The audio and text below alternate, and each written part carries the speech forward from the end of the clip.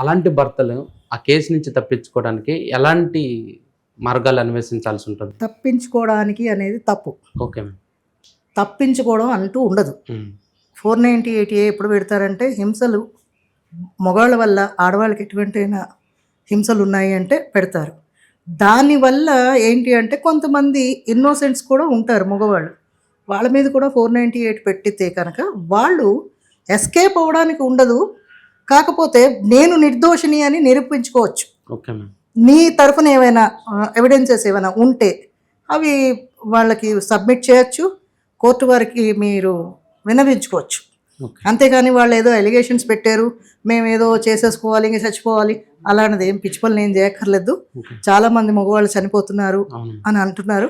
So అంతవరకు ఏం వెళ్ళక్కర్లేదు. మీ బాధ మీరు చెప్పుకోండి. కోర్టు ఉన్నది దేనికి? ఇద్దరు బాధ వినడానికి. ఓకే. అమ్మాయిలు పెట్టారు, నేను ఆ అబ్బాయి నుంచి నేను బాధపడుతున్నాను అని, నాకు భరణం ఇప్పియండనో లేకపోతే నాకు విడాకులు కావాలనో ఏదో ఉంటాయి వాళ్ళకి, అవన్నీ అంటారు. దానికి మీరు ఇలా కాదు, ఆ అమ్మాయి నన్ను ఎలిగేషన్ పెట్టింది, ఆ అమ్మాయి నన్ను బాధ పెడుతుంది, సర్టెన్ ఎవిడెన్స్ కనుక ఉంటే మీరు సబ్మిట్ చేయొచ్చు. మీ తరపున కూడా న్యాయం నిలబడుతుంది.